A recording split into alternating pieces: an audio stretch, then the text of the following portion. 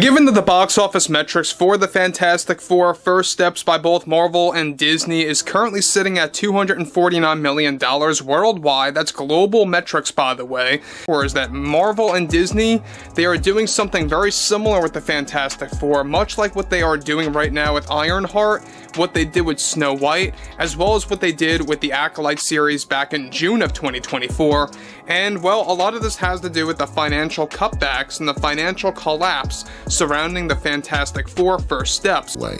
So these are 6 woke points that are all in this movie, which makes this movie fully woke. It's not just like one thing. They were like, yeah, they did this, but no, it's fully there. 5th, and ahead of its release date, they've been actually going into a lot of problems between both Marvel Studios and the Walt Disney Company, between the test screenings labeled as lackluster, and the reshoots labeled as problematic. There's been a lot of pushback going against this film as well. There's a lot of Marvel fans that aren't quite fond of the fact that they are using Shala Bal, the female Silver Surfer.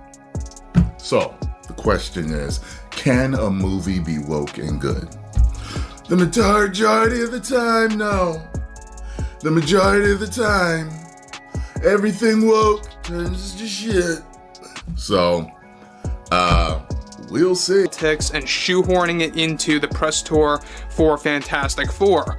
However, with the Walt Disney Company and Marvel Studios still struggling over the Fantastic Four test screening failures, along with the problematic reshoots, Pedro is only making matters worse the more times he fires back at the critics and fans. A lot of pushback going against this film as well.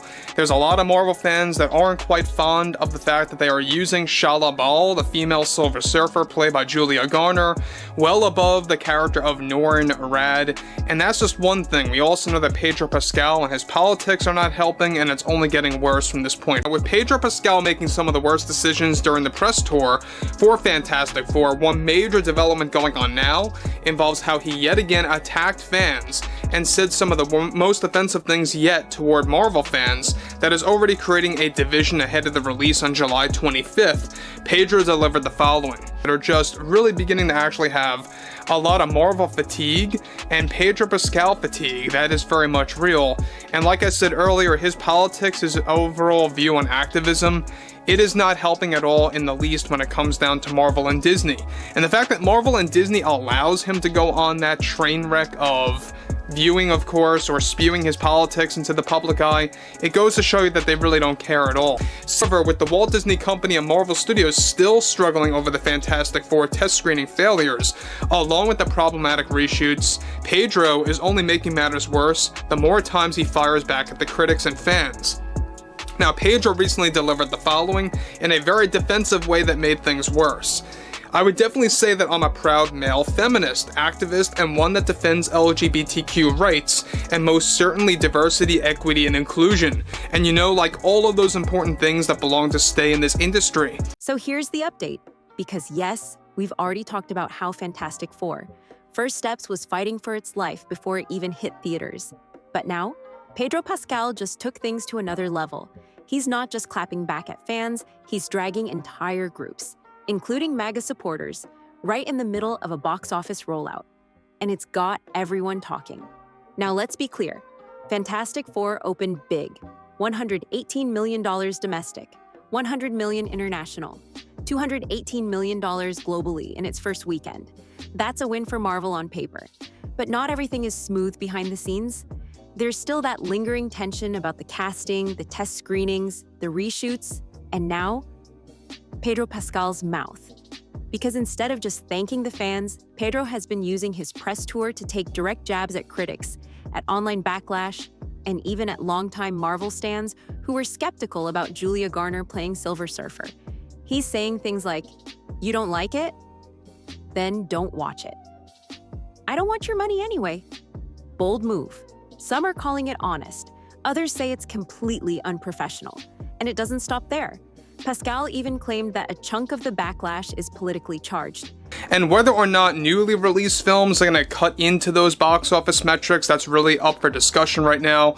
And also whether or not the box office for Fantastic Four First Steps will be very similar to what Brave New World turned out to be once it actually made its course throughout all theaters. That fans who complained about gender-swapped characters are just scared of strong women, and that it's time Marvel started lecturing its audience more. Yeah, he actually said that. So the question now is, did Pedro just derail Fantastic Four's momentum before it even got going? Or is this all part of a bigger pattern we've seen before with Marvel lately, pushing boundaries in ways that create more drama than payoff? Let's break down exactly what Pedro said, how the internet is reacting, and why Marvel might already be in damage control mode behind closed doors. Now on paper, Fantastic Four. First Steps looks like a comeback story. After a rough couple years for Marvel Studios, between the Marvels underperforming and Ant-Man 3 fizzling out, this was a much-needed win. A $118 million domestic opening is nothing to scoff at. In fact, it's the biggest MCU debut since early 2023. Add $100 million internationally, and you're looking at a global take of around $218 million in the first weekend alone. But that number doesn't tell the whole story. Behind those flashy headlines are the usual concerns. Test screenings earlier this year reportedly didn't wow anyone. Some insiders described the reaction as lukewarm, with pacing issues and unclear character arcs being common critiques. And let's not forget the reshoots. Is also another big conversation going on right now. But one thing that's for certain is that Pedro Pascal getting involved and way too involved in politics, it's not really helping the situation at all when it comes to the press tour for the Fantastic Four. Marvel quietly scheduled them just months before release, adding fuel to rumors that the studio was scrambling to fix tone problems and balance character screen time, especially with Shia LaBeouf and Reed Richards. And here's the kicker. Superman, which released just weeks earlier, still managed to edge out Fantastic Four in key metrics. It earned slightly more domestically, $125 million, and maintained stronger momentum with younger audiences and families. So even though Fantastic Four won over fans 35 and older, it didn't dominate like Marvel probably hoped. Plus, analysts are already watching week 2. If the film drops more than 60%, that solid opening might fade fast. And with Pedro Pascal stirring up headlines for the wrong reasons, there's a growing risk the film's legs might collapse under the weight of controversy. So yeah, the numbers are impressive. But this isn't endgame-level success. This is a fragile win in a very high-stakes game. And it's about to get even more complicated. Because just as things started to settle, the press tour completely exploded. So here we are, right in the middle of what should be the film's victory lap. And Pedro Pascal decides to go off-script. Again. But this time, the fallout is way bigger than before. What started as a standard press tour quickly spiraled into something Marvel didn't plan for, and maybe couldn't control. It began with Pedro being asked about the backlash to Julia Garner's casting as Shia LaBeouf, the female version of Silver Surfer. A lot of longtime fans were vocal online, saying they miss Norrin Rad, or that Marvel was replacing iconic characters just for the sake of change. It was the kind of internet noise Marvel's used to by now. But instead of brushing it off, Pedro lit the fuse. He called the backlash embarrassing, said people criticizing the gender swap just don't get it. And then he went further, labeling the complaints as misogynistic. Is that he's really beginning to actually follow Pedro Pascal's steps of continuing to go against MAGA Republicans out there and really making things worse and dividing the audience. And claiming masculinity in the superhero genre is crumbling. That would have already been enough to spark headlines, but Pedro didn't stop there. In one moment that's now gone viral, he looked straight at the camera and said, "If you're not feeling Shia LaBeouf, don't watch the movie. I don't want your money anyway." For Marvel, a brand built on community and fan loyalty, that's a brutal stance to take. And it didn't land well. Not with general audiences, not with comic purists, and definitely not with the fans who have supported the Fantastic Four franchise through every reboot and reset. And then came the quote that really set things on fire. Pedro openly said a lot of the people rooting against the film were MAGA fans, who never wanted this film to succeed in the first place.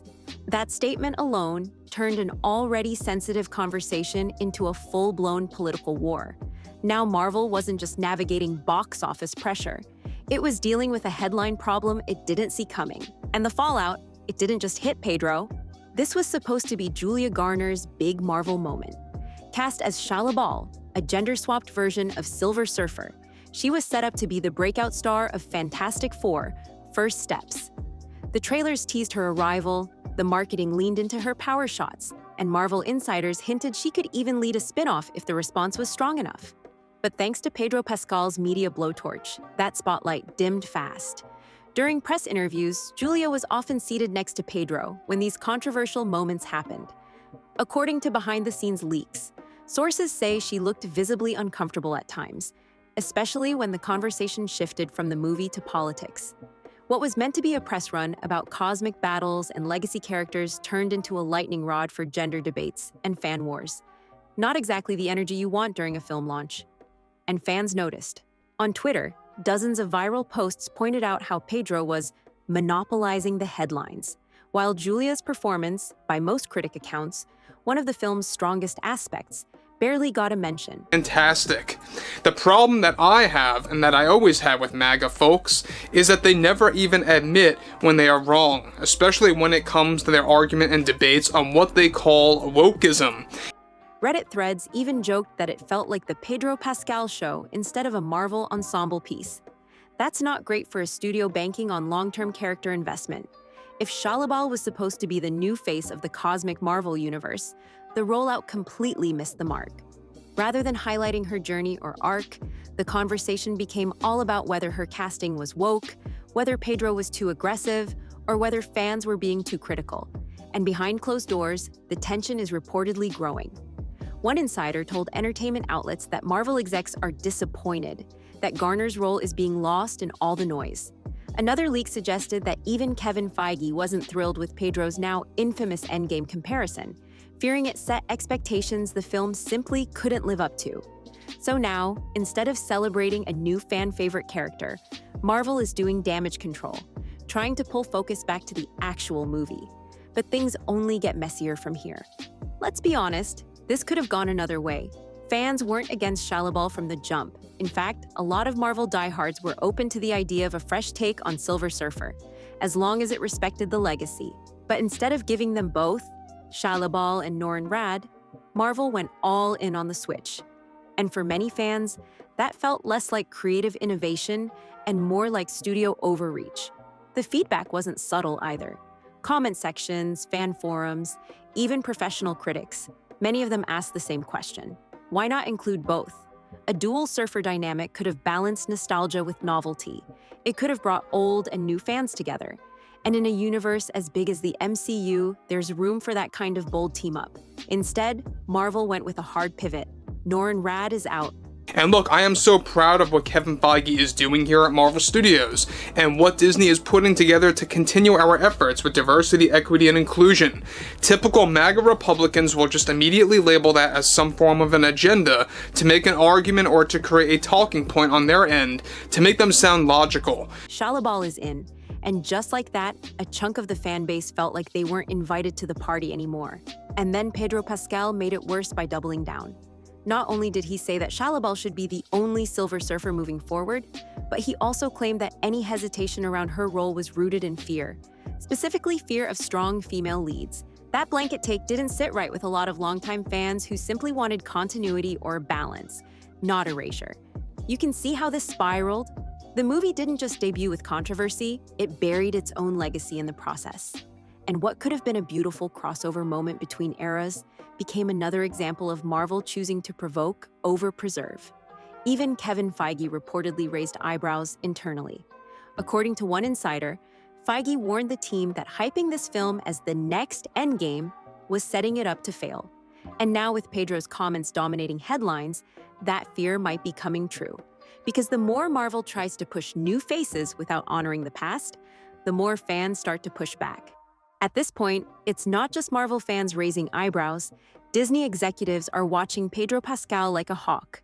According to multiple leaks from industry insiders, the higher-ups weren't exactly thrilled with how fast Pedro turned a blockbuster press tour into a headline frenzy. And now?